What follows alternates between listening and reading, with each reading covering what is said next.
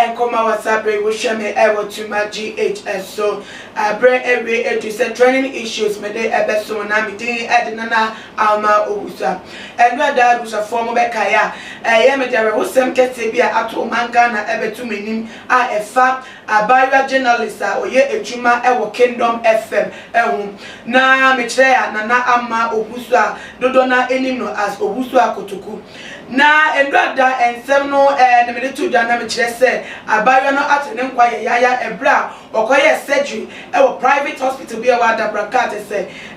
complications ema no me so enam so mani etu moja tu no ema no etre ne nkwa na adofo eche ma wero ewo social media status dodo na post the picture wo mo echere wodo a abayo na dan di e de akere mo ebi kra ka plans na wo ema afi mu afi ko ne be ye plans na wo de ato ho ne tese nsem dodo na adofo de betu dwa no se si ada ebusia eye wo mo de hye no wo ma sori obufo konkro ma tese wo mo bufo show bi asori a womo edi subo do na ebo hospital a womo de hye no ekoda ye ene tese doctor o performing surgery no e won so na womo chema hospital no edi maximum private hospital na ewo adabraka no na doctor ni a womo de subo do na ebo no eye doctor ye kwachi ansun a o recommend Owusua enkwan edema abayo no se wonnom esan se ni hemoglobin aba from a year less than 6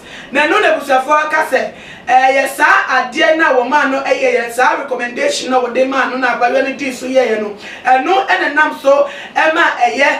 complications eba woni surgery echi atese sa brain what moje tun amanetimi akere ne nkwa na say ene wo mo edi etuda or say to the surgeon at Maximum Hospital,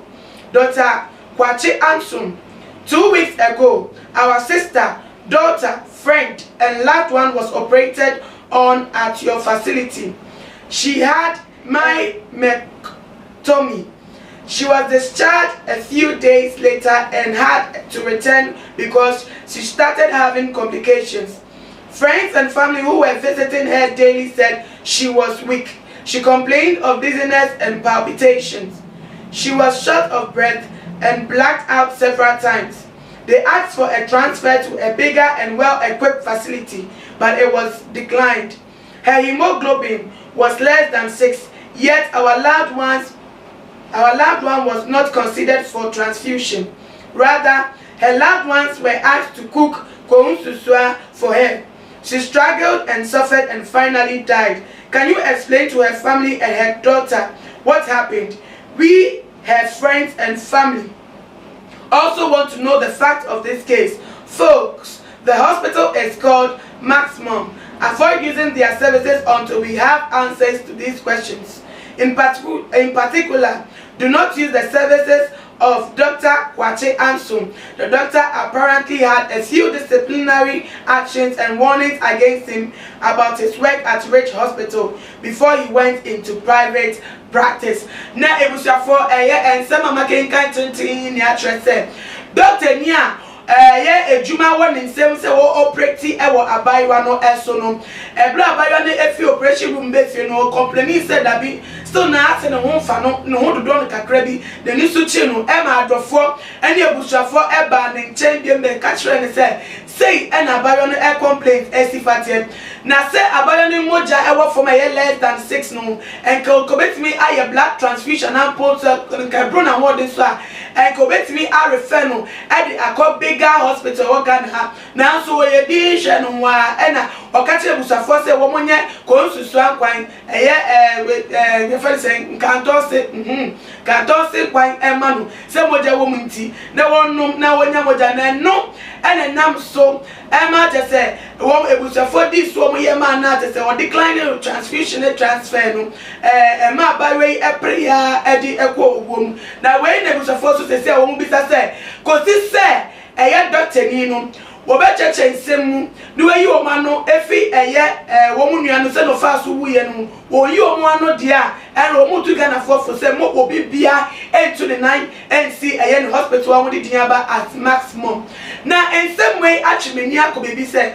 ebusafo meka na say tem na ka Red Hospital ye do ma ba bonti ko fodo do na e complain yeah our reform akotro mo on kafo e wo hospital wo mo ma tro ma dofo ho ni aba bonti be kire mu se yeah doctor for wo wo ho any nurse for mo wo ho no wo mo fa yem hye enhye clients a wo ba na se patients a ye do mo ebejo mo wo bi o grandpa ya re grandpa na wada ho ni wo mu grandpa no so wo wu an ni eda so a o pre wo biampo e man hu mi so grandpa se wo to nsa e de afe ana se o de ye ne mwa bi e wo ye ne wo e paso na ya hwe ne han na te se we film mi ko akire grandpa no na ya brefo a o ye journalist wa Ghana ha se na anu ada o be che na ko hyem e wo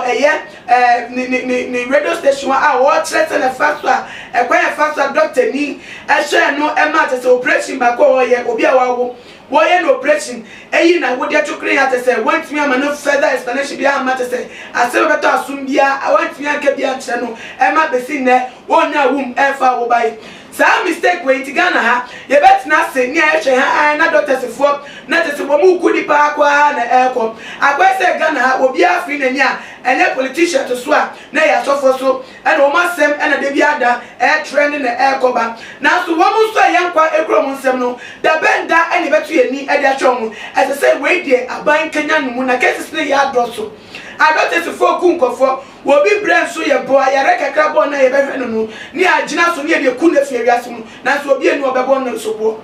nimti we die aye one too many ehun be nya ba se aban ebetu nani e de cha doctor for mu se o me create aye system bi e be check o mo thoroughly because we grab on usha na ti grave free hospital hono mo so na complaint do na efi aba enunti we dey ye to e dey ma ban say one sorry waka na wonye djuba enye chemu fa doctors a ye dey yankwa e hwe mo nsa e wo hospital ebutafo se si ade dey mi besi na won so adwentra wo no wo mo dey afa to dwa e wo too much comment section hono na ebia mo so no share video we e ma wadofo we butafo bibia oben bia na no so ehun dey eko me dey ade na ama Owusua na me adoma the best shabi makram.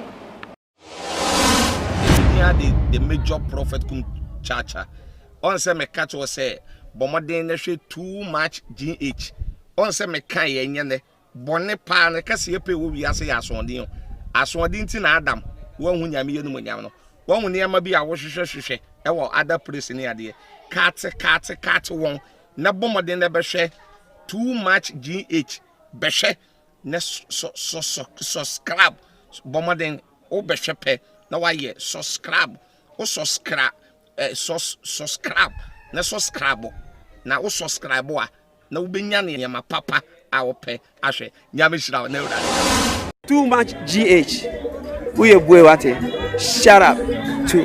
your fans and everybody who is watching too much GH.